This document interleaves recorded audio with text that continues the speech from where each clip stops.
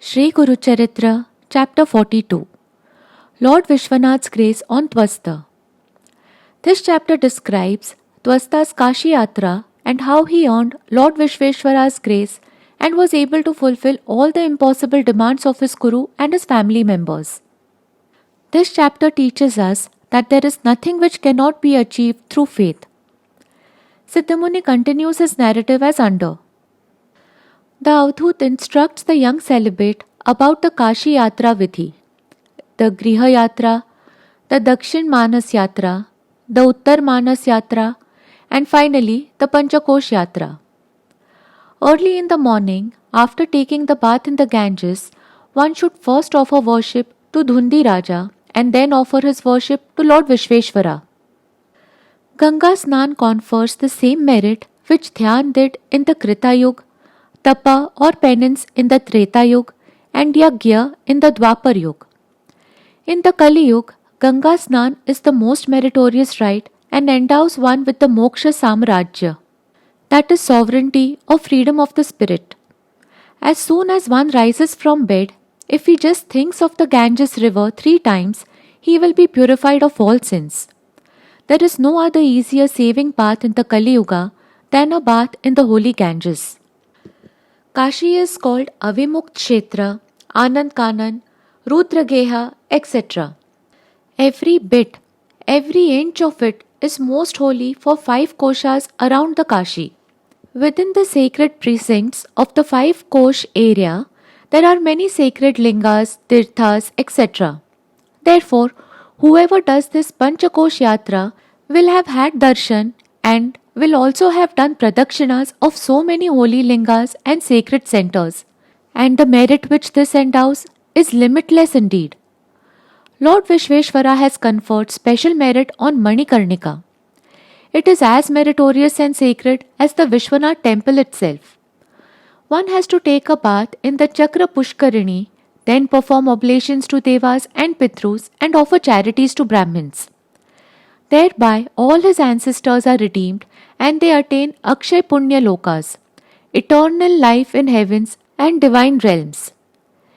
Every day one has to do the Antargriha Yatra and then the Dakshina and Uttar Manas Yatras. One has to bathe in the Jnanavapi and worship Shringara Gauri. On Tuesdays and Sundays especially, Bhairava has to be worshipped, which will endow great merit. On Ashtami, Navami and Purnima days, Mother Annapurna has to be worshipped. It will endow all good and auspiciousness. Vishnu Murti, Dhundi Raja, Bindu Madhav are also to be worshipped. During the Shukla Paksha and Krishna Paksha, every day in the prescribed way, all will have to bathe in a particular tirtha and worship the particular lingas, doing the Abhishek. One should stay as many days as possible in Kashi and in his own name enshrine one Shivlinga there.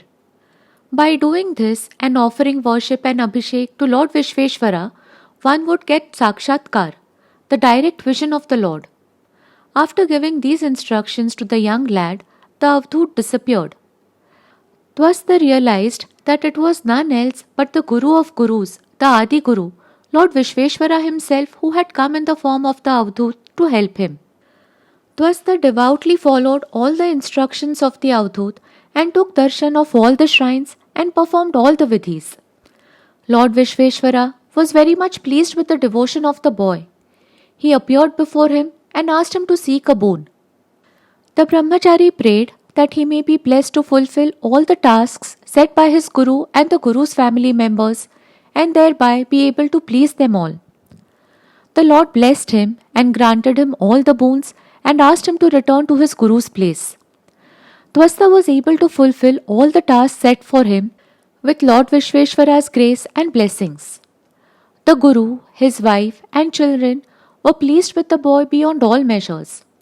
The Guru imparted to Twasta all scriptural knowledge and spiritual wisdom, and Twasta became perfect in knowledge and an enlightened being. He became Vishwakarma, master of all arts and skills, and came to be known as Twasta Brahma. Here ended the Guru Bhakti Mahima as related by Lord Shiva to Parvati. Sayamdev thanked Gurunath for enlightening him on the Guru Bhakti Mahima and started extolling him again. O Gurunath, you are Lord Dattatreya, the Trinity, Brahma, Vishnu, and Maheshwar unified in one. You are the originator of the Vedas. Whenever Dharma starts declining, you incarnate in the world to destroy the wicked and to protect the good, to resurrect Dharma and to re establish it again on earth. You were the ordainer of the Varnashram Dharma for the upkeep of harmony, order, and happiness in the human society and the world. You are the giver of all auspiciousness and you are an ocean of mercy. You are always seated under the Audumbar tree, ever ready to receive your devotees and to offer them your divine and loving protection at all times. You are Bhaktavatsal Lord. You are the tree, I am the creeper nestling around you. You are the Kalpavruksha come on earth. Your mere darshan is enough to destroy the accumulated store of sins of all our former lives. You are the fulfiller of the four purusharths of life. Please permit me to stay at your lotus feet and bless me that I shall never be separated from you. Sri Narsimha Saraswati told Sayamdev that he could bring his family and stay at Gangapur. Sayamdev had 4 sons. The eldest was Nagnath, who became the most ardent devotee of Gurunath. He became very dear to Gurunath and was loved by him very much. One day, Gurunath asked Sayamdev to perform Anand Padmanabh Vrat, as it happened to be the Anand Padmanabh Chaturdashi day. Sayamdev said the Gurunath himself was his Lord Anand and he would only worship Gurunath. Gurunath said that the Anand Padmanabh Vrat had very great significance and that by performing it, Kaudinya had earned great merit and attained an eternal abode in the starry heavens. Sayamdev requested Gurunath to tell him how Kaudinya happened to perform the Vrat. Thus ends the 42nd chapter of Sri Guru Charitra describing the Kashi Yatra. Glory to the all-merciful, the omnipresent and the ever-responsive Gurunath. Om Shri Gurubhyo Namaha.